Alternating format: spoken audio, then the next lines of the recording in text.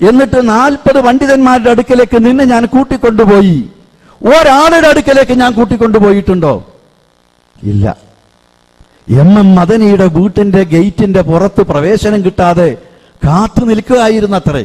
എന്നിട്ട് ഞാൻ മദനിക്ക് ഫോൺ ചെയ്യാ, അവനൊന്ന് പ്രവേശിച്ചാളി. പച്ച കള്ളം. ഇത് പറയിപ്പിച്ച് അതിപ്പോ നെറ്റിലൂടെ മുഴുവൻ പ്രചരിപ്പിച്ച് എന്ത് പുണ്യാണ് നേടിയത് ഇതുകൊണ്ട്?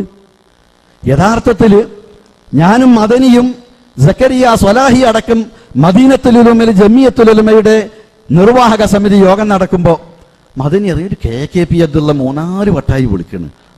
അത് മറ്റേ ചങ്ങായിയാണ്, ഓനിങ്ങനെ സക്കരിയാനെ പറ്റിയുള്ള പരാതിയായിട്ട് വന്നതായിരിക്കും. നിങ്ങളൊരു കാര്യം ചെയ്താളി, നിങ്ങൾ അതെന്താണോ എന്ന് വിചാരിച്ചാല് അത് വാങ്ങിക്കളി. അത് മറ്റേ ചങ്ങായിയാണ്, ഓനിങ്ങനെ സക്കരിയാനെ പറ്റിയുള്ള പരാതിയായിട്ട് വന്നതായിരിക്കും. നിങ്ങളൊരു കാര്യം ചെയ്താളി, നിങ്ങൾ അതെന്താണോ എന്ന് വിചാരിച്ചാല് അത് വാങ്ങിക്കളി. അത് മറ്റേ ചങ്ങായിയാണ്, ഓനിങ്ങനെ സക്കരിയാനെ പറ്റിയുള്ള പരാതിയായിട്ട് വന്നതായിരിക്കും. നിങ്ങളൊരു കാര്യം ചെയ്താളി, നിങ്ങൾ അതെന്താണോ എന്ന് വിചാരിച്ചാല് അത് വാങ്ങിക്കളി. മദനി ആ മീറ്റിങ്ങിന്റെ ഇടയിൽ വരാന്തയിൽ ചെന്ന് നിന്ന് ഒരു CD-യും കടലാസും ഉണ്ടായിരുന്നു, അത് വാങ്ങി. ഞങ്ങൾ മീറ്റിങ്ങിലാണ്, ഞാൻ പിന്നെ നോക്കിക്കോളാറെന്ന് പറഞ്ഞയച്ചു. ഇതാണ് ലാപ്ടോപ്പ് തുറന്ന് ഡോക്യുമെന്ററി കാണിച്ചു കൊടുത്ത് അരമണിക്കൂർ അവിടെ കാത്തു നിന്ന് സെൽഫി വിളിച്ചു പറഞ്ഞിട്ടാണ് ഉള്ളിൽ പ്രവേശനത്തിന് അനുമതി കിട്ടിയത്. എന്നിട്ട് മദനി ഇതൊക്കെ കണ്ടു എന്ന് പറഞ്ഞിട്ട് പച്ച നോണ. ഇതൊരു കളവാണ്. അതാണ് ഒപ്പം അന്നുണ്ടായിരുന്നത് ഈ സിദ്ദീഖും വേറെ ഏതോ 2 ആളും ഉണ്ട്, എനിക്ക് പോലെ പേരൊന്നും എനിക്ക് ഓർമ്മല്ല. എൻ്റെ പേര് സിദ്ദീഖ് തലശ്ശേരിയാണ്. മറ്റൊരാളും കൂടി ഇതിലുണ്ട്, അനസ് തളിപ്പറമ്പ്. അതായത് ഇവിടെ വ്യാപകമായിട്ടൊരു ടെലിഫോൺ ക്ലിപ്പ് പ്രചരിക്കുന്നുണ്ടല്ലോ, KKP അബ്ദുള്ളയും സാലിമയും നടത്തിയത്. അതിൽ ഞാനും അനസും KKP ആയിരുന്നു പല പണ്ഡിതന്മാരെ സമീപിച്ച് ഈ കാര്യങ്ങൾ ധരിപ്പിക്കാൻ ശ്രമിച്ചത്.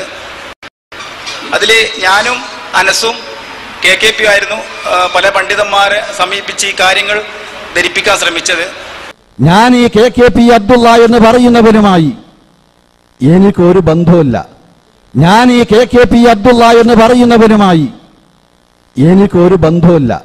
ആർക്കോ വേണ്ടി, എന്തിനോ വേണ്ടി പരസ്പരം സ്നേഹിക്കുന്ന ആളുകൾ, പരസ്പരം ബന്ധമുള്ള ആളുകൾ തമ്മിൽ ഭിന്നിപ്പിച്ച് അകറ്റി, അവർക്കിടയിൽ വിദ്വേഷമുണ്ടാക്കി, പരസ്പരം ആരോപണങ്ങൾ ഉന്നയിച്ച് ഇങ്ങനെ ഛിദ്രിച്ചു പോകുന്ന ദുരവസ്ഥ ഉണ്ടാക്കിയതിന്റെ പിന്നിലുള്ള ആ ഖലൂബ്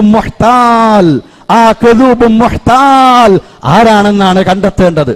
അവനെ തിരിച്ചറിയാൻ സാലിം നിനക്ക് കഴിയണം, അബ്ദുള്ള നിനക്ക് കഴിയണം, സാലിംമാരെ നിങ്ങൾക്കൊക്കെ കഴിയണം, അബ്ദുള്ളമാരെ നിങ്ങൾക്കൊക്കെ കഴിയണം, എന്റെ പ്രിയപ്പെട്ട കൊച്ചനുജന്മാരെ നിങ്ങൾക്ക് കഴിയണം.